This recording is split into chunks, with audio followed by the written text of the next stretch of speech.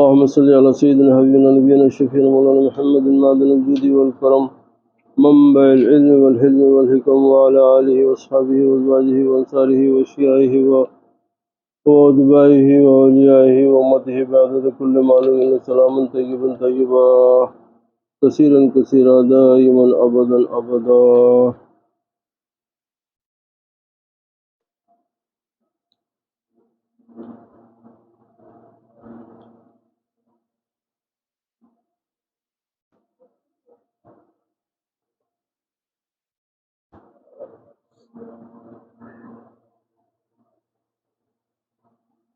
یہ انشاءاللہ گزشتہ مرتبہ ہے سورہ انعام کی 98ویں آیت کی جو ہے کی تلاوت ہوئی تھی.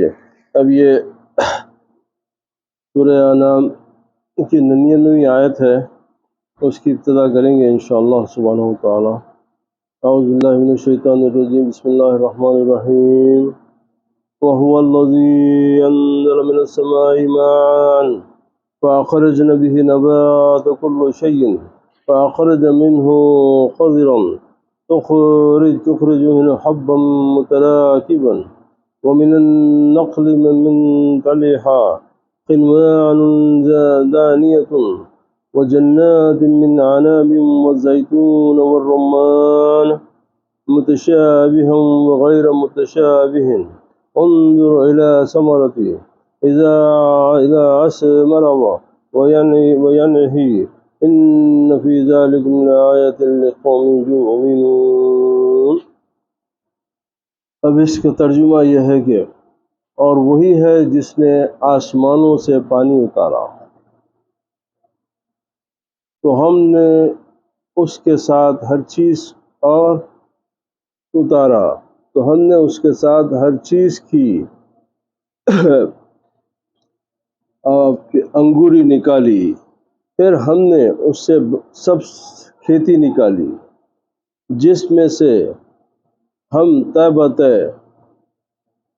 چڑھے ہوئے دانے نکالتے ہیں، اور کھجور کے درختوں سے ان کے گابھے میں سے جھکے ہوئے خوشے ہیں، اور انگوروں اور زیتون اور انار کے باغات ملتے جلتے اور نہ ملتے جلنے والے ہیں. اس کے پھل کی طرف دیکھو جب وہ پھل لائے، اور اس کے پکنے کی طرف، بے شک اس میں لوگوں کے لیے یقیناً بہت سی نشانیاں ہیں جو ایمان لاتے ہیں. اب یہ رہا اس کا ترجمہ. اب اس کی تفسیر میں یہ بیان کیا گیا ہے اور وہی ہے جس نے آسمانوں سے پانی اتارا. یہاں غائب کو خطاب ہے، یعنی جو چیز سامنے نہیں ہے اس سے خطاب ہوا. تو ہم نے اس پانی کے ساتھ اچھی سے انگوری نکالی، پھر ہم نے اس سے سبز کھیتی نکالی. یہاں پر خضر بمعنی اخضر ہے، یعنی خضر کا معنی ہے ہرا، یعنی اس لیے رنگ جو خضر جو ہرا رنگ ہوتا ہے اس کو خضرا بولتے، اس لیے گنبد خضرا اس لیے اس کا رنگ ہرا ہے، اس لیے اس کو خضر بولتے. جس میں سے ہم طیبہ ہے کیونکہ پتے ہرے ہوتے ہیں پورے، تو اسی لیے اللہ کی رحمت سے بارش ہونے کا بیان، کیونکہ اللہ فرمایا نا کہ ہم نے آسمان سے پانی اتارا. تو حضرت زید بن خالد جبنی سے روایت کرتے ہیں کہ انہوں نے کہا کہ رسول اللہ صلی اللہ علیہ وسلم نے ہم لوگوں کو صبح کی نماز حدیبیہ میں پڑھائی. حدیبیہ کیا ہے؟ چھوٹی چھوٹی باتیں ہیں، مگر آپ لوگ چونکہ بیٹھتے ہیں تو آپ لوگوں کو یہ باتوں کا پتہ چل جانا چاہیے. حدیبیہ مکے کے قریب ایک مقام ہے جہاں فتح مکہ سے پہلے حضور اکرم صلی اللہ علیہ وسلم صحابہ کے ساتھ قریب 1200 صحابہ تھے، ان کے ساتھ عمرے کی نیت سے نکلے تھے، عمرے کی نیت سے آئے. تو حدیبیہ کے اوپر کفار مکہ جو ہے روک دیے، بولے کہ آپ اندر داخل نہیں ہو سکتے حرم میں. تو اب اس وجہ سے وہ مقام کا نام تاریخ اسلام میں بہت مشہور ہو گیا کہ وہ حدیبیہ. وہاں پہ ایک صلح ہوئی تو اس کا نام ہے صلح حدیبیہ. اب وہ صلح یہ تھی کہ اب جب احرام میں تھے تو جانور بھی ساتھ تھے، سو بحرام کے عمرہ کے لیے آئے تھے، تو وہ خیر ذبح وہیں اب یہ طے ہوا کہ آئندہ سال آپ لوگ آنا، اور اس میں بہت ساری شرائط تھی۔ تو وہ شرائط جب ہوئی تو سرکار دو عالم صلی اللہ علیہ وسلم وہ سب شرائط کو مان لیے، اور دستاویز تیار ہوئی۔ تو اب وہ شرائط کو دیکھ کے صحابہ میں جو ہے تھوڑی وہ ہے کہ یہ تو سرکار ان کی ہر بات مان لے رہے ہیں، انہوں جو بات بولے وہ چیز کو مان لے رہے ہیں، مگر چونکہ اب وہ اللہ تعالیٰ کی طرف سے جو ہدایت ہو رہی تھی وہ کر رہے تھے، تو ان کو معلوم تھا کہ اس کے پیچھے کیا ہونے والا ہے۔ اب اس مثال کے طور پہ اس میں ایک شرط یہ تھی کہ آپ کا جو آدمی اگر مکے میں آ جائیں گا تو ہم اس کو پکڑ لیں گے، ہمارا کوئی آدمی مدینے میں آیا تو آپ اس کو چھوڑ دینا، منظور۔ اب اس میں راز کیا تھا کہ اگر ہمارا کوئی پکا مومن مکے میں آئے گا تم پکڑ لیں گے بھی تو انہیں تبلیغ کرتے رہیں گا،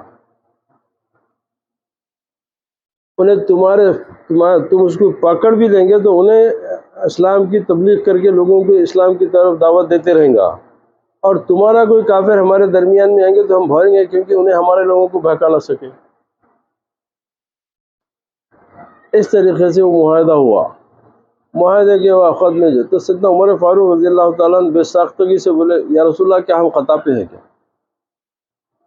کیا ہم غلطی پہ ہیں کیا، پوچھ لیے۔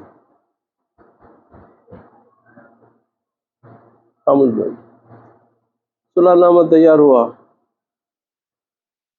دستخط کرو دونوں طرف سے، تو ادھر لکھا گیا محمد رسول اللہ۔ علماء بولے بھائی کہ ہم آپ کو رسول مان لیے تو اختلافی کہاں ہے، ہم آپ کی رسالت نہیں مانتے تو پھر آپ کو ہم رسول کی طرح آپ کو رسول کے حیثیت سے آپ سے اگریمنٹ کیسا کریں گے۔ یہ تو سرکار سیدنا علی لکھے تھے کہ جو معاہدہ تھا وہ سیدنا علی کی تحریر کرے، تو سیدنا علی سے رسول اللہ بولے کہ سرکار علی میٹ دو، تو بولے نہیں یا رسول اللہ، علی کی ہاتھوں میں یہ قوت نہیں ہے کہ میں رسول کے لفظ کو کاٹوں، یہ میں نہیں کر سکتا۔ آپ بولے ٹھیک ہے اللہ قلم دو، کہاں ہے؟ ایسا معاہدہ ہوا تھا۔ اب اس کا نتیجہ یہ ہوا کہ دوسرے سال فتح مکہ ہوا، پورا مکہ قبضے میں آ گیا، کیونکہ اللہ تعالیٰ پھر اس کے بعد میں سورہ فتح کی آیت نازل کرا، اِنَّا فَتَحْنَا لَكَ فَتْحًا مُبِينًا، کہ ہم نے آپ کو بڑی روشن فتح کی بشارت دیتے ہیں۔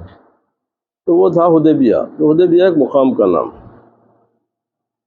تو صبح کی نماز حدیبیہ میں پڑھائی، رات کو بارش ہوئی، جب نبی صلی اللہ علیہ وسلم نماز سے فارغ ہوئے تو لوگوں کی طرف متوجہ ہوئے اور فرمایا کہ کیا تم جانتے ہو کہ تمہارے رب نے کیا فرمایا؟ لوگوں نے جواب دیا اللہ اس کے رسول زیادہ جاننے والے ہیں۔ یہ طریقہ تھا صحابہ کرام کا۔ ادب دیکھیے، ہم لوگوں کی بے ادبی کی انتہا اور ان کے ادب کی انتہا دیکھیے، یعنی کوئی ایک حدیث بتائیے جس میں کوئی صحابی بولے کہ میں یہ جانتا ہوں، یعنی ایک مقام پہ کھڑے ہوئے کئی صحابہ وہ مقام کا نام جانتے، سرکار پوچھیں کہ یہ مقام کون سا ہے، کوئی نہیں بولا یا رسول اللہ یہ فلاں ہے، نہیں بولے اللہ اس کا رسول بہر، کیونکہ انہوں یہ جانتے تھے کہ شاید سرکار دو عالم صلی اللہ علیہ وسلم اس کا کوئی نیا نام رکھنے والے ہیں ہر چیز میں۔ یعنی اب یہ قلم پکڑ کے بولے تم جانتے کہ یہ کیا ہے، تو کوئی نہیں بولا کہ یا رسول اللہ یہ قلم ہے، اس کا جواب یہی دیتے تھے کہ اللہ اس کا رسول بہتر جانتا، اللہ اس کا ادب کا کون سا پیمانہ تھا بتائیے، کہ جانتے ہوئے کھلی چیز سامنے ہے اس کے باوجود یہ نہیں فرمائے کوئی کہ یہ ہے، نہیں، ہمیشہ کا جواب صحابہ کا پوری جتنی احادیثیں پڑھو آپ اس میں یہ ہے کہ اللہ اس کا رسول بہتر جانتا۔ تو یہ ان کا یہ تھا کہ کیونکہ جو چیز ہم جانتے وہ رسول اللہ بھی جانتے، پھر پوچھے کیوں ان سے، اس کا مطلب یہ ہے کہ اس کے پیچھے کچھ راز ہے، تو لہذا ان کو بولنے دو سرکار کیا آپ فرماتے ہیں۔ تو بولے کہ اللہ اس کا رسول زیادہ جاننے والا ہے۔ آپ صلی اللہ علیہ وسلم نے فرمایا اللہ تعالیٰ نے کہا میرے بندوں میں مجھ پر ایمان رکھنے والے اور میرا انکار کرنے والے یعنی کافر نے صبح کی، جس نے کہا مجھ پر اللہ کے فضل اور اس کے رحمت سے بارش ہوئی، تو وہ مجھ پر ایمان رکھنے والا ہے۔ جس نے کہا کہ اللہ اور اس اللہ کے فضل سے یہ رحمت کی بارش ہوئی، تو وہ میرے پہ ایمان رکھنے والا ہے۔ اور ستارے کا منکر ہے، اور انہیں اس بات کا منکر ہے کہ یہ کلاؤڈز ٹکراتے آپس میں، یعنی جو سائنسی چیزوں کے اوپر بولے کہ بھئی یہ کلاؤڈ ٹکرانے سے بارش ہوئی یا ستاروں کی اس سے بارش ہوئی، تو بولے نہیں، انہیں اس پہ ایمان نہیں رکھتا، انہیں ایمان اس بات پہ رکھتا کہ یہ بارش میرے اللہ کی رحمت سے ہوئی، اس کے فضل سے بارش ہوئی۔ یہ ایمان کا تقاضا ہے۔ اب سائنس کچھ بھی بول لو ہے، وہ اللہ تعالیٰ، کیونکہ وہ اس کی وجہ تخلیق کرے، وہ سب اللہ کی حکمت ہے، وہ بادلوں کا ٹکرانا، وہ بارش کا برسانا، وہ سب اس کی حکمت ہے۔ مگر ہمارا ایمان یہ ہے کہ ہر چیز تیری مرضی اور تیرے منشا کے مساق ہوتی ہے، وہ جو ٹکراتے ہیں وہ بھی تیری مرضی منشا ہوا تو ٹکراتے۔ تو بولے کہ وہ مجھ پر ایمان رکھنے والا ہے اور ستارے کا منکر ہے، اور جس نے کہا کہ فلاں فلاں ستارہ نام ہے نشتر کی وجہ سے بارش ہوئی، تو میرا منکر ہے۔ اگر کوئی کہا کہ یہ بارش وہ ستاروں کی وجہ سے، تو انہیں میرا انکار کر رہا نا، تو کافر ہے وہ، میرا انکار کیسا کر سکتا تو؟ کیونکہ کوئی زمین و آسمان میں کوئی ذرہ ایسا نہیں ہے جو میری اجازت کے بغیر نہیں حرکت کرتا۔ تو ہر چیز کی اصل اللہ کی طرف ہے، ہر چیز کی۔ ظاہر میں آپ محنت کرتے، فائدہ ہوا، امید کے حساب سے آپ چاہے کہ بھئی یہ ڈیل میں اتنے لاکھ مل گئے، تو پہلے شکر اللہ کا کہ تیری مرضی ہوئی تو ملے، بے شک میری کوشش کا دخل تھا، مگر تیرے کرم اور تیرے فضل اور تیری اجازت کے بغیر یہ میرے کو نہیں مل سکتا تھا۔ تو یہ ایمان کا تقاضا ہے۔ ایمان کا تقاضا ہے کہ ہر چیز کو آپ اللہ کی طرف لوٹاؤ، ہر چیز کو۔ کبھی دماغ میں ہے کہ بھئی یہ میری کوشش سے نہیں، کوشش کرنا ہمارا کام ہے، اسباب کی دنیا میں ہے تو کوشش تو ہم کریں گے، مگر نتیجہ اللہ کی طرف ہے، اس کا جو بھی اس کا پھل ہے۔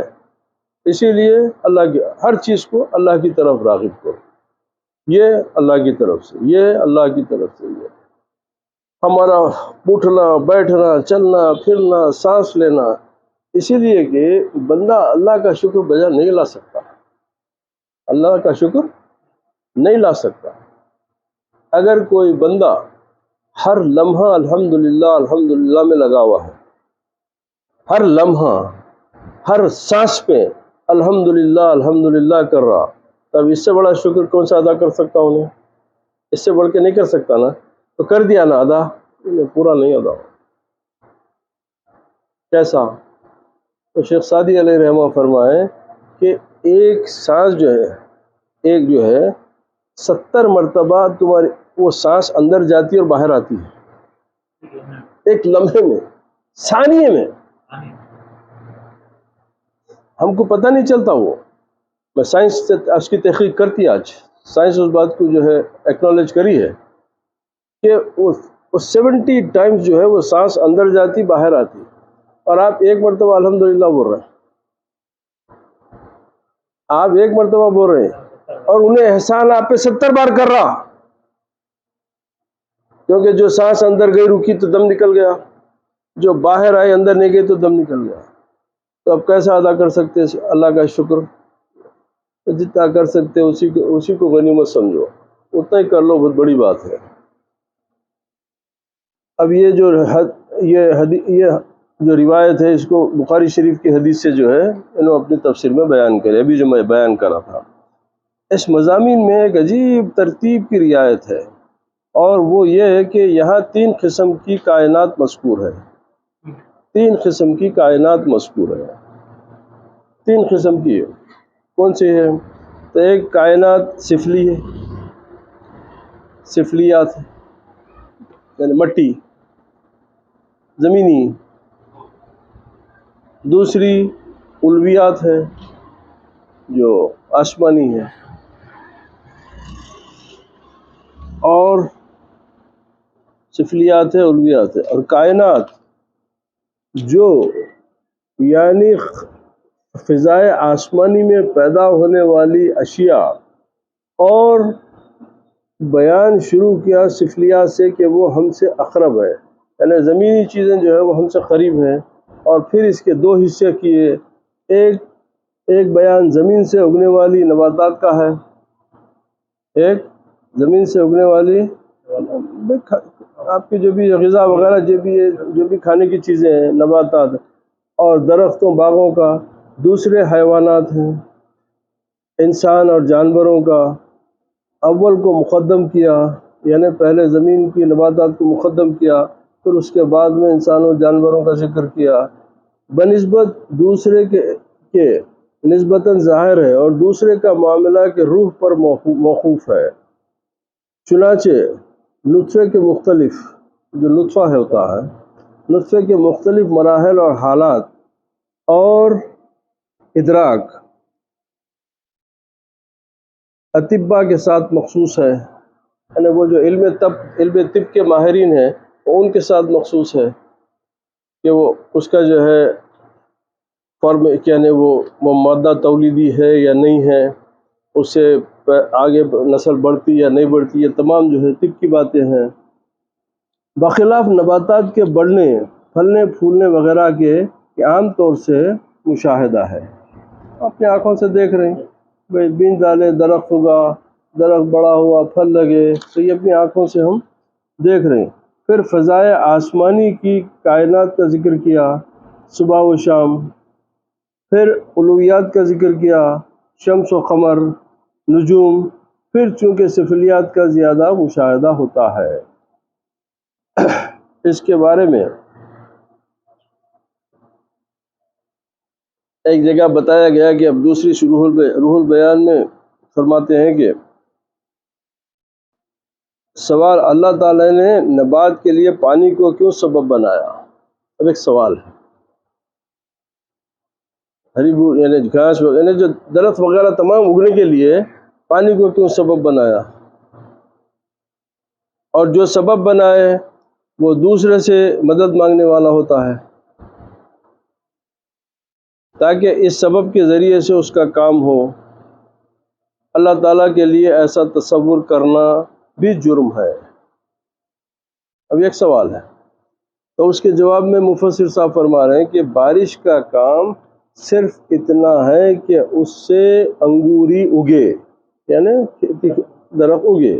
بارش نے انگوری جنی ہے، نہ ہی انگوری کو بارش سے پیدا ہونے کا تصور کیا جا سکتا ہے، بلکہ وہ صرف ایک سبب عادی ہے، ایک نارمل پروسیس ہے وہ، اور نہ اللہ تعالیٰ ورنہ اللہ تعالیٰ قادر ہے کہ بارش نہ ہو تب بھی وہ انگوریاں اگا سکتا ہے،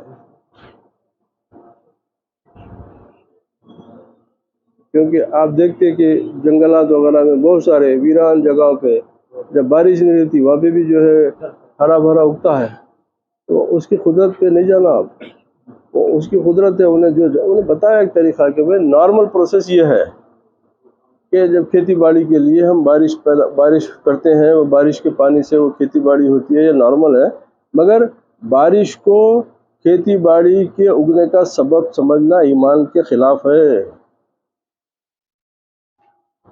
وہ کھیتی باڑی کے اگنے کو بھی اللہ کے کرم اور اس کے فضل کی طرف دیکھو، سبب بارش ہے مگر وہ بارش کو بھی اللہ کی طرف سے سبب سمجھو، اللہ کی طرف سے سمجھو۔ سوال کی تقریر ہر اس شخص کے لیے ہو سکتی ہے جو سبب کا محتاج ہو، کہ مسبب نہ ہو تو فعل کا صدور اس سے ممکن بھی نہ ہو، کیونکہ اصولاً یہ دیکھتے کہ بھئی ہم کوئی ریزن جب تک نہیں ہوا تو وہ کام پورا نہیں ہوتا، تو ہم لوگ ہمیشہ ریزننگ کی طرف دیکھتے ہے نا بھئی، سبب کو تلاش کرتے، جب سبب ہوا تو پھر بولتے کہ بھئی ہاں یہ اس کا جو ہے یہ نتیجہ نکلا، تو یہ دنیا کا ایک دستور ہے۔ تو اب ہمارے پاس کیا ہے، تو ہر چیز کا سبب اللہ کی ذات،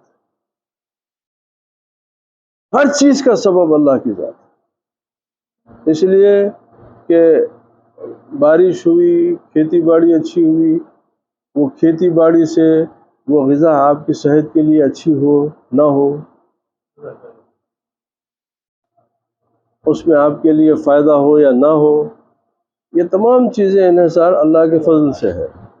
جیسے انسان کو سیڑھی کے بغیر چھت پر چڑھنا ناممکن ہے، اسی لیے وہ سیڑھی کو چھت پر چڑھنے کے لیے سبب بناتا ہے، اور سیڑھی چھت پر چڑھنے کا ایک آلہ ہے، لیکن اس کے باوجود انسان کو چھت پر چڑھنے کے لیے سیڑھی لازم نہیں، بلکہ بسا اوقات وہ سیڑھی کے بغیر بھی چھت پر چڑھ جاتا ہے۔ جب ایک معمولی انسان کے لیے اس مثال کے بعد اعتراض رفع ہو جاتا ہے تو پھر ذات حق کے لیے شک و شبہ کیوں؟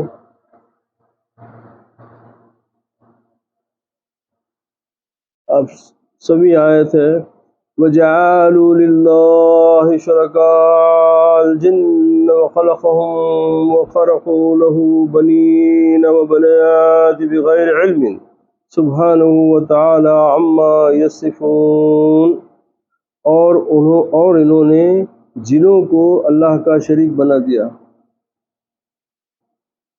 وہ لوگ جو تھے اس وقت کے سرکار دو عالم صلی اللہ علیہ وسلم کی بعثت کے بعد بھی مکے میں ادھر جو ہے کاہنوں کا علم بہت مضبوط علم تھا، حتیٰ کہ رسول کریم صلی اللہ علیہ وسلم کی نبوت کی بشارت بھی سب سے پہلے کاہن دیے۔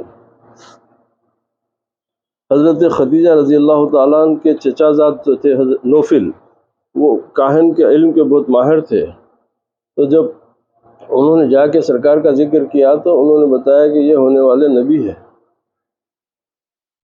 تو وہ کاہنوں کا علم اس زمانے میں اس عروج پہ پہنچ گیا تھا کہ وہ جنات جو ہے ان کو آسمانوں پہ جو فیصلے ہوتے تھے اس کی خبر لا کے دیتے۔ ابھی آسمان ملائے اعلیٰ میں جو ابھی فیصلے ہوتے کہ بھئی اب یہ کیا صادر ہونے والا ہے اللہ کی طرف سے، تو اس کا فیصلہ اس سے پہلے وہ جنا جو ہے وہ کاہنوں کو لا کے دے دیتے تھے۔ تو اب اسی طرح اشارہ ہے کہ یہ لوگ جو ہے جنوں کو جو ہے اللہ کا شریک بنا دیا۔ اب یہ سمجھے کہ بھئی یہ بھی قدرت والے ہیں، اور اب بعد میں اللہ تعالیٰ وہ چیز کو جو ہے ان کی پہنچ کو روک دیا۔ تو قرآن میں ذکر ہے کہ پھر بعد میں جو ہے ان کی جو ہے وہ جو پہنچ تھی وہاں تک پہلے جو الاؤڈ تھے انہوں اس کو روک دیا گیا۔ اب ان کو جو ہے وہ جا بھی نہیں سکتے، کیونکہ جب جانے کی کوشش بھی کرے تو ان کو جو ہے انگاروں کے ہتھوڑوں سے جو ہے ان کو مار کے نیچے گرا دیا جاتا، شریک بنا دیا، حالانکہ اس نے انہیں پیدا کیا۔ جن کو کون پیدا کرا؟ خلقنا الجن والانس الا لیعبدون، کہ انسانوں کو اور جنوں کو ہم نے پیدا کیا ہماری عبادت کے لیے۔ تو حالانکہ اس نے انہیں پیدا کیا اور اس کے لیے بیٹے اور بیٹیاں کچھ جانے بغیر تراش لیں، وہ پاک ہے اور بہت بلند ہے اس سے جو وہ بیان کرتے ہیں، یعنی جو وہ لوگ اللہ تعالیٰ کے بارے میں جو بتاتے ہیں وہ اس سے بہت اعلیٰ ہے، بہت اونچا ہے، کہ اللہ سبحانہ و تعالیٰ کو اگر آپ جنوں سے بتوں سے ان سے اگر آپ پہچان کی آپ اس کی طرف جا رہے ہیں تو بولے نہیں، اللہ ان سے بہت پاک ہے اور بہت اعلیٰ ہے۔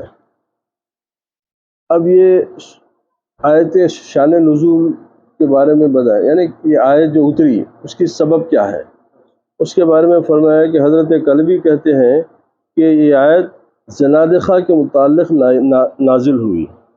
زنادقہ بول تو وہ فرقہ ہوتا ہے جو ایتھسٹ، یعنی جو خدا کو نہیں مانتے،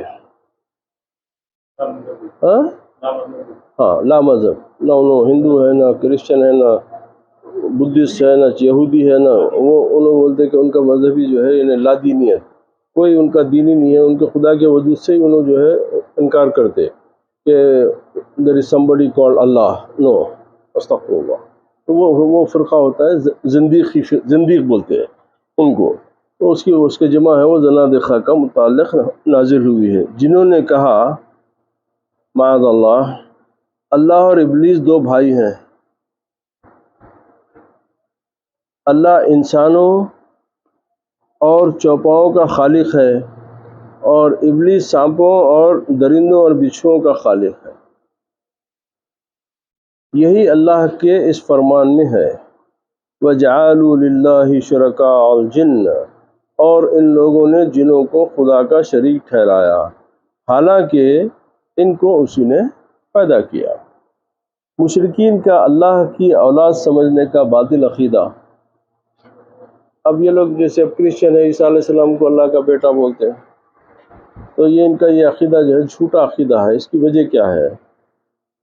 کیا تم ان کی عبادت کرتے ہو جنہیں خود گھڑ لیتے ہو، یعنی خود اپنا خدا بنا لیتے ہو؟ تم ان کی عبادت کرتے ہو، حالانکہ تمہارے اور تمہارے تمام کاموں کا خالق اللہ سبحانہ و تعالیٰ ہے۔ یعنی معبود وہی ہے جو خالق ہے، معبود وہی ہے جو خالق ہے۔ پھر ان لوگوں کی حماقت و ضلالت بیان ہو رہی ہے جو اللہ کی اولاد بیٹے بیٹیاں قرار دیتے تھے۔ یہودی حضرت عزیر کو اور نصرانی حضرت عیسیٰ کو اللہ کا بیٹا، جبکہ مشرکین عرب فرشتوں کو اللہ کی لڑکیاں کہتے تھے۔ یہ سب ان کی من گھڑت اور خود تراشیدہ بات تھی اور محض غلط اور جھوٹ تھا، حقیقت سے بہت دور، نرا بہتان باندھا تھا۔ یہ اللہ کی ایک بہت بڑا بہتان اللہ تعالیٰ کی ذات کے اوپر یہ لوگ باندھے، اور سبھی سے اللہ کی شان کے خلاف ایک زبان، سبھی نے اللہ کی شان کے خلاف ایک زبان سے اپنی جہالت سے کہہ دیا تھا، بھلا اللہ کو بیٹوں اور بیٹیوں سے کیا واسطہ؟ نہ اس کی اولاد، نہ اس کی بیوی، نہ اس کی کفو، یعنی اس کا کوئی خاندان، کوئی نہیں۔ وہ سب کا خالق، وہ کسی کی شرکت سے پاک، وہ کسی کی حصہ داری سے پاک۔ یہ گمراہ جو کہہ رہے ہیں سب سے وہ پاک اور برتر، سب سے دور اور بالا تر ہے۔ اہل عرب میں فرشتوں کو اللہ کی بیٹیاں قرار دیتے تھے۔ اہل عرب جو تھے وہ فرشتوں کو اللہ کی بیٹیاں قرار دیتے تھے۔ اللہ تعالیٰ نے یہ جواب دیا کہ جن تو اللہ کی مخلوق ہیں، اور جو مخلوق ہو وہ بندہ اور غلام تو ہو سکتا ہے، شریک نہیں بن سکتا۔ جو مخلوق ہے وہ بندہ اور غلام تو بن سکتا ہے مگر شریک نہیں بن سکتا۔ اور جب اللہ کی جو بیوی ہی نہیں اور وہ اسے بے نیاز بھی ہے، تو پھر اس کے بیٹے اور بیٹیاں کیسے ہو سکتے ہیں؟ اب اس کے بعد سورہ، یہ آخری آیت آج کے لیے 101 بھی آیت ہے۔ بدیع السماوات والارض ان یکون له ولد ولم یکن له صاحبة وخلق كل شيء وهو بكل شيء علیم۔ وہی آسمانوں اور زمینوں کا موجد ہے، پیدا کرنے والا ہے، وہی خالق ہے ہر چیز کا، وہی موجد ہے۔ بھلا اس کی اولاد کیوں کر ہو سکتی ہے، حالانکہ اس کی بیوی ہی نہیں ہے، اور اس نے ہر چیز کو پیدا فرمایا، اور وہ ہر چیز کو خوب جاننے والا ہے۔ زمین و آسمان کی ملکیت سے عدم اولاد ہونے کے استدلال کا بیان۔ زمین و آسمان کا موجد یعنی پیدا کرنے والا، کسی مثال اور نمونے کے انہیں عدم سے وجود میں لانے والا اللہ ہی ہے۔ کیونکہ جب کائنات یہ ہے نا کہ دیکھیے، جب اللہ سبحانہ و تعالیٰ فرمائے، جو صوفیہ کے پاس یہ ہے کہ ہر چیز سے تخلیق ہونے سے پہلے ایک مقام پہ تھی، تو وہ ہوتا ہے اس کے بعد، اس کو کہتے ہیں عیان ثابتہ۔ عیان ثابتہ کیا مطلب؟ کہ اللہ کی نظر میں وہ چیز ثابت تھی۔ اللہ سبحانہ و تعالیٰ جب ارادہ فرماتا تھا، یعنی ابھی اس کے اوپر بڑے بڑے مولویاں جو ہے جھٹکے کھا گئے، بہت بڑے، میں نام نہیں لیتا، حیدرآباد کے ایک مرشد صاحب مدراس گئے تو وہاں پہ بہت بڑے عالم دین تھے، اور ان کو جو ہے جنوبی ہند کا ابو حنیفہ کہتے تھے لوگ۔ تو انہوں بھی آ گئے مرشد صاحب سے ملنے، تو لوگ بولے کہ بھئی یہ تو ہمارے پورے مدراس کیرلا وغیرہ کے سب سے بڑے عالم دین ہیں اور ہم تمام ان کی بات سنتے ہیں۔ تو مرشد صاحب ان سے ایک سوال پوچھ لیے، بولے اچھا یہ بتائیے کہ اللہ سبحانہ و تعالیٰ قرآن شریف میں فرمایا ہے انما اراد شیئا یقول له کن فیکون، کہ جب اللہ سبحانہ و تعالیٰ کسی چیز کا پیدا کرنے کا ارادہ فرماتا، کسی چیز کو پیدا کرنے کا جب ارادہ کرتا ہے تو فرماتا ہے کن ہو فیکون، ہو جاتی۔ یہ سورہ یاسین کی آخری آیت سے پہلی کی آیت ہے۔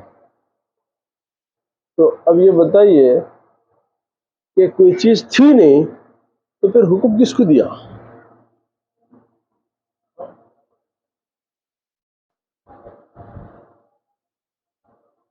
بھئی کوئی چیز ہی نہیں تھی تو پھر اللہ بولا کہ اللہ کسی شے کو پیدا کرنے کے لیے حکم دیتا کہ ہو، تو کس کو بولا ہو؟ بھئی اب یہ سامنے میرے پانی ہے، میں پانی کو بولا کہ شربت ہو، سمجھ میں آیا کہ پانی تھا یہ شربت ہو گیا۔ تو کوئی چیز ہونا، اب وہ عالم صاحب پریشان ہو گئے، اب پورے لوگوں کے سامنے ان کے علم کی دھجیاں اڑ گئی۔ انہوں نے بولا کہ بتائیے نا، آپ عالم دین ہیں، قرآن کی بات بتا رہا ہوں کہ اللہ فرما رہا ہے کہ جب اللہ ارادہ فرماتا ہے کسی چیز کے پیدا کرنے کا، ارادہ شیئا، اور وہ تو اس کو کہتا ہے کن ہو فیکون، ہو جاتی۔ تو کس سے بولا؟ انہوں بولے معذرت چاہ لیے، بولے آپ بتا دیجئے۔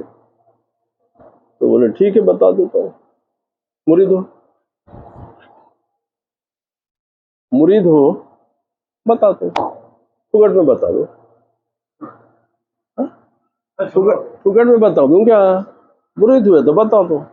اب عالم دین مخلص تھے، اخلاص والے تھے، انہوں مرید بھی ہو گئے۔ تو جیسا انہوں مرید ہوتے ہی ان کے مریدہ خرید اس زمانے میں آج سے 50-55 سال پہلے کی بات، 14 لاکھ روپے ان کو اسی محفل میں نظر ملی مرشد صاحب، وہ مرید اللہ کے دے دیے۔ میں ہمارا امام مرید ہو گیا تو اتنا بڑا شیخ کہاں سے ملیں گا؟ اور بات اس لیے بتا رہا ہوں کہ ایک زمانے کے بعد میں انہوں پتہ اٹھا کے میرے والد کے پاس آئے، تو والد پریشان، بولے بھائی آپ تو اتنے بڑے امام ہیں، میں آپ کو پہچانتا ہوں، مگر آپ میرے وجہ سے گمنام آدمی کے پاس کیسا آ گئے؟ میں تو گمنام آدمی ہوں، میرا پتہ۔ بولے میں بہت تلاش کیا پورے حیدرآباد میں، تقریباً مشائقین کے بعد سب جنے میرے سے بولے کہ بھئی یہ تصوف کی باتیں جو ہیں یہ ہے، اس کے لیے آپ مرشد پاشا کے پاس جائیے، ان سے اچھا آپ کو کوئی نہیں سمجھا سکتا۔ تو وہ بولے مولانا آپ بہت بڑے عالم ہیں، میں جاہل ہوں۔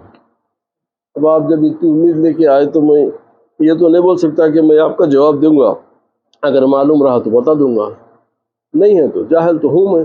فرمائیے یہ کیا مسئلہ ہے؟ ہر چیز پیدا ہونے سے پہلے اللہ سبحانہ تعالیٰ کے ارادے میں ثابت تھی، اس کی نظر میں ثابت تھی۔ تو جب انہیں اس کو وجود میں لانا چاہا تو بولا کہ اس شے کو حکم دیا جو اس کی نظر میں ثابت تھی کہ وجود میں آ گئی۔ کیونکہ دنیا کا دستور ہے، ایک میکینک ہے، انہیں کوئی انجن بنانے سے تو اس کے نقشہ پہلے اس کے ذہن میں ایک نقشہ رہتا، اس ذہن کے نقشے کو انہیں ڈیزائن بناتا، اب اس کے بعد میں اس کا امپلیمنٹیشن، اس کے جو ہے وہ آلے وغیرہ، تو ہر چیز بننے سے پہلے عیان ثابتہ ایک مقام ہے صوفیہ کا، تو وہ اللہ کی نظر میں ثابت تھی، وجود میں نہیں تھی، وہ اللہ کی نظر میں ثابت تھی۔ تو اللہ تعالیٰ وہ اس کو حکم دیا کہ جو چیز اس کی نظر میں ثابت تھی کہ ہو جا، ہو گئی۔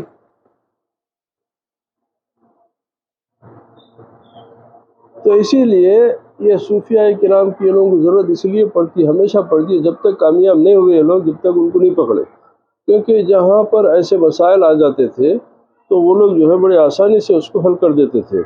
کہ بھائی اس کا جواب یہ ہے، کیوں کہ وہ اللہ تعالیٰ ان کو الہام کے ذریعے باخبر کر دیتا تھا۔ دیکھیے وحی کا تعلق نبوت سے ہے، وحی کا تعلق نبوت سے ہے، مگر سلسلہ خدا و رب بندہ بننے ہوا، اللہ اور بندے کے رب کا تعلق بننے ہوا۔ نبوت ختم ہوئی تو وحی آنا بند ہو گئی، وحی کا سلسلہ منقطع ہوا، مگر تعلق اللہ تعالیٰ کا اپنے بندوں سے جاری رہا۔ تو اب وحی جو ہے کا لفظ بدل گیا، الہام ہو گیا، وحی کا لفظ بدل گیا، الہام ہو گیا۔ تو اب اولیاء اللہ کے اوپر جو دل پہ وارد ہوتی ہے وہ الہام کے ذریعے، بعض اوقات فرشتے بھی آتے ہیں، ہاں بعض اوقات غیب سے ان کو ایک بات سمجھ میں آ جاتی تو انہوں بتا دیتے کہ یہ ایسا ہے ایسا ہے ایسا ہے، اس لیے کہ اللہ تعالیٰ جو ہے ان کو الہام کے ذریعے خبر کر دیتا۔ تو وہی چونکہ خاص ہے نبی کے لیے اور اس میں ایک فرشتہ درکار ہے، تو اسی لیے بولتے کہ وحی کا سلسلہ منقطع ہوا، مگر اللہ سبحانہ و تعالیٰ کا اپنے بندوں سے پیام رسانی کا سلسلہ منقطع نہیں ہوا۔ اب انہیں وہ پیام رسانی جو ہے اپنے نیک بندوں کو الہام کے ذریعے کر دیتا۔ اسی لیے میں نے اب اس کی مثال ایسی آپ کے سامنے رکھوں گا میں کہ ایک مسئلہ آیا، یہ فقہی مسئلہ تھا امام شافعی رضی اللہ تعالیٰ عنہ کے پاس، کہ اگر کوئی شخص نماز بھول جائے تو اس کی کیا سزا ہونا؟ تو تمام خطاب قرآن و حدیث میں ان کو نہیں ملی، فقیہ ہے امام شافعی ہے وہ نہیں ملی کہ قرآن حدیث سے ایسے اس کی سزا کیا ہے، نہیں ملی۔ تو انہوں حضرت امام احمد ابن حنبل جو انہوں بھی امام ہیں، تو دونوں تقریباً ایک ساتھ کے ہیں، کچھ فرق ہے 15-20 سال 25 سال کا، استاد شاگرد کا فرق سمجھو آپ۔ تو امام احمد ابن حنبل سے فرمائے کہ بغداد میں شعبان رائی رضی اللہ تعالیٰ عنہ سے یہ مسئلہ پوچھو، تو وہ ولی تھے، بولے ان سے پوچھو اور انہوں جو جواب دیے وہ میرے کو بھی اطلاع کر دو تاکہ میں اپنی فقہ میں وہ حکم کو اپنی فقہ میں لکھ لوں۔ تو انہوں جا کے حضرت شعبان رائی سے پوچھے کہ بھئی حضرت ایک مسئلہ آ گیا، علم میں ہمارے پاس اس کا جواب نہیں ہے، کہ علم میں جو ہے یہ جواب نہیں ہے کہ اگر کوئی شخص نماز بھول جائے تو اس کی کیا سزا ہے۔ تو حضرت شعبان رائی رضی اللہ تعالیٰ عنہ فرمائے کہ اس کو 20 کوڑے مارو۔ تو ان کی فقہ میں وہ لوگ وہ حکم کو لے لیے، اس کی دلیل شعبان رائی کی رائے، اس لیے کہ انہوں جانتے تھے کہ اللہ کا ولی ہے، بغیر الہام کے بات نہیں کرتا۔ اور جب ان کو اللہ تعالیٰ کی ان سے جو بات ان کو معلوم ہوئی انہوں بول دیے، تو فوراً انہوں بولے کہ اب دونوں کے فقہ میں یہ ترتیب ہے کہ اس مسئلے پہ یہ جو فیصلہ ہے اس کی اصل کوئی حدیث کوئی قرآن نہیں ہے، اس کی اصل حضرت شعبان رائی کی یہ قول کے اوپر ہم یہ فیصلہ دے رہے ہیں۔ تو اس طریقے سے یہ الہام کا سلسلہ جاری رہا۔ تو اب بات نکل گئی تو کچھ باتیں وہ بھی تھی، وہ بھی بتا دیا میں آپ کو۔ زمین و آسمان کا موجود بغیر کسی مثال اور نمونے کے انہیں عدم سے وجود میں لانے والا اللہ۔ عدم بولے تو لا، کوئی چیز کا نہیں ہونا عدم ہے، اب کوئی چیز وجود میں آئی تو اس کا وجود ہو گیا۔ تو ہر چیز پہلے عدم میں رہتی تو اس کے بعد میں وجود میں آتی۔ بدعت کو بھی بدعت اسی لیے کہتے ہیں کہ پہلے اس کی کوئی نظیر نہیں ہوتی، بھلا اس کا صاحب اولاد ہونا کیسے ممکن ہے جبکہ اس کی بیوی ہی نہیں؟ اولاد کے لیے تو جہاں باپ کا ہونا ضروری ہے وہیں ماں کا بھی لازمی ہے۔ اللہ کے مشابہ جبکہ کوئی نہیں ہے، اور جوڑا تو ساتھ کا اور جنس کا ہوتا ہے، پھر اس کی بیوی کیسے ہے؟ اب یہ عقائد باطلہ جو ہے یہود و نصارہ کے جو ہے اس کی تردید کر رہے ہیں۔ وآخر دعوانا الحمد للہ رب العالمین، والصلاة والسلام علی سید الانبیاء والمرسلین وعلی آلہ واصحابہ واہل بیتہ الطیبین الطاہرین۔ اللہ سبحانہ وتعالی آپ کو ہمارے کو قرآن شریف پڑھنے، اس کو سمجھنے، اس پہ عمل کرنے کی توفیق عطا فرمائے، اور نور قرآن سے ہمارے دلوں کو، ہمارے گھروں کو، ہماری زندگیوں کو پروردگار منور فرما دے۔ اللہ سبحانہ و تعالیٰ اپنے کرم سے، اپنے فضل سے ہمارے گناہوں کو معاف فرما دے، ہماری ٹوٹی پھوٹی عبادتوں کو قبول فرما لے، اور ہم پہ صدقے میں نبی پاک علیہ الصلوۃ والسلام کے ان کے مطہر آل کے صدقے میں ہم پہ کرم فرما دے، رحم فرما دے، ہماری معاملات کو آسان کر دے، ہماری مرادوں کو پوری کر دے، اور ہمارے آل اولاد کو ہماری آنکھوں کی ٹھنڈک بنائے، اور مسلمانوں پہ رحم کرے، فضل کرے، اور ہم کو صحیح دین سمجھنے اور اس پہ عمل کرنے کی توفیق عطا فرمائے۔ وآخر دعوانا الحمد للہ رب العالمین۔